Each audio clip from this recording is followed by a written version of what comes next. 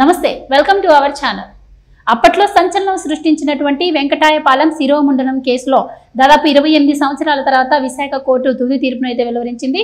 అయితే అప్పట్లో నిందితుడిగా ఉన్నటువంటి వైసీపీ ఎమ్మెల్సీ అలాగే మండపేట ప్రస్తుత వైసీపీ ఎమ్మెల్యే అభ్యర్థిగా పోటీ చేయబోతున్నటువంటి తోట త్రిమూర్తులకి 18 నెలల జైలు శిక్షతో పాటు 2 లక్షల రూపాయల జరిమానా కూడా విధించింది.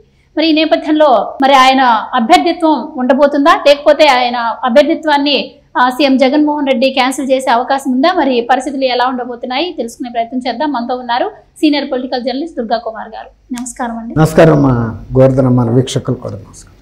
సో అప్పట్లో సంచలనం సృష్టించిందనే చెప్పాలి సార్ ఈ కేసు.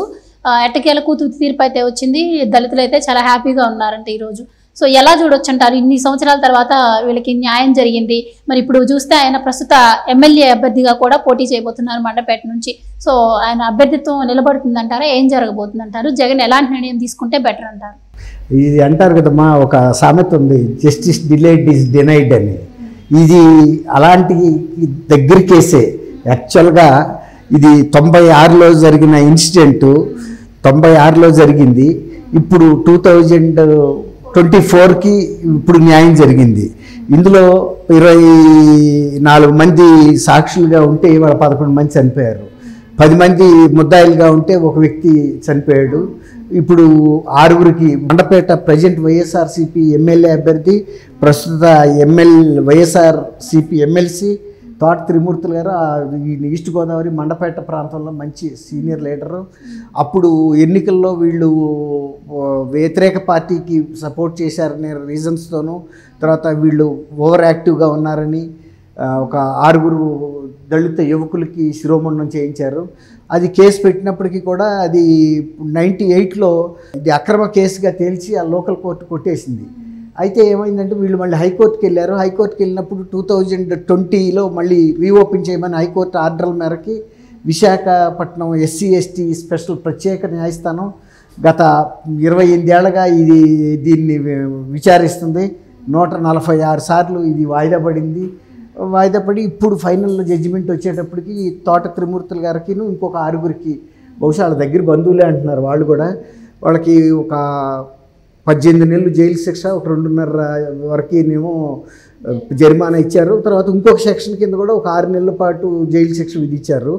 అయితే ఏంటంటే మెయిన్గా ఈ 18 నెలలదే ప్రధానమైంది కాబట్టి ఇది వితిన్ 2 ఇయర్స్లో కనుక జరిగితే జైలు శిక్ష పడితే అనర్హత పడే అవకాశం లేదు, ప్రజాప్రతినిధిగా పోటీ చేయొచ్చు. అందులోనూ ఇప్పుడు ఈయనకి 18 నెలలు వితిన్ 2 ఇయర్సే కాబట్టి అది అనర్హత పడదంటున్నారు.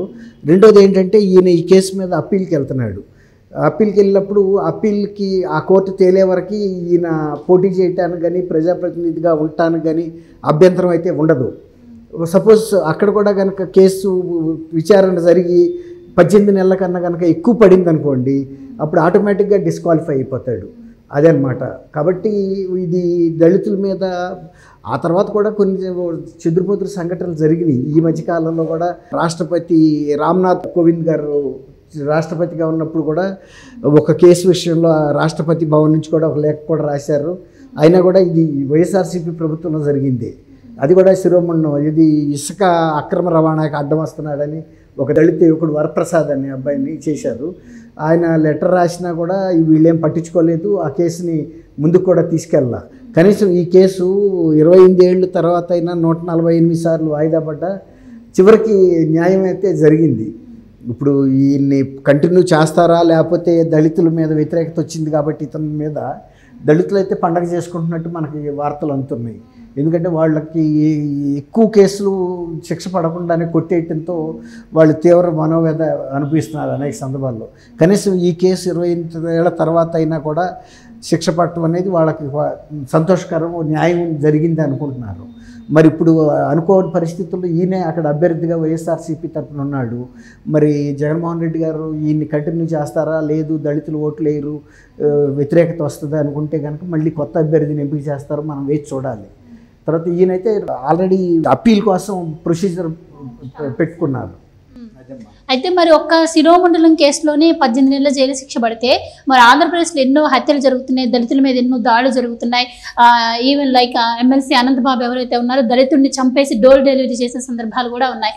మరి వీటన్నిటి నేపథ్యంలో మరి ఫ్యూచర్లో మరి వాళ్ళకి ఎలాంటి శిక్షలు పడవచ్చు అంటారు యాక్షన్ తీసుకుంటే? ఇప్పుడు 28 సంవత్సరాలు పట్టింది కదమ్మా, ఇది రేర్ కేసు, ఇది రేరెస్ట్ ఆఫ్ ద రేర్. 28 ఏళ్ళు, బహుశా అది 2-3 ఇయర్స్లో కూడా విచారణకు వస్తుంది. విచారణకు వచ్చినప్పుడు ఆయన తప్పించుకోలేడు. ఆయన నేను చంపిన మాట నిజంగానని కూడా ఆయనే ఒప్పుకున్నాడు, పోలీస్ ముందు ఇది అయ్యాడు, కన్ఫెస్ చేశాడు.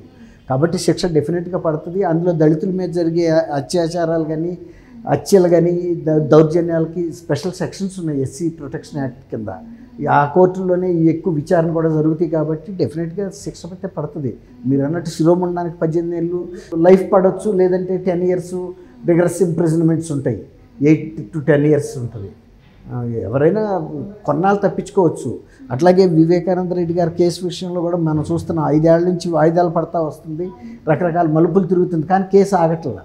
కాబట్టి ఒకనాటికి న్యాయం జరుగుతుంది అనేది ఇప్పుడు మనకి ఇది స్ఫూర్తినిస్తుంది, ఒక ధైర్యాన్ని ఇస్తుంది. అంటే 28 ఏళ్ళు జరిగినా కూడా న్యాయస్థానాల్లో ఎలర్ట్గానే ఉన్నాయి, ఎవరికే శిక్ష విధించాలో అనేది మనం కొంత నమ్మకం కలిగించింది ఈ జడ్జిమెంటు, తీర్పు అనేది. కాబట్టి మనం అభినందించాలి న్యాయస్థానాన్ని, ఎస్సీ ఎస్టీ న్యాయస్థానం. నమస్కారం మగవారు.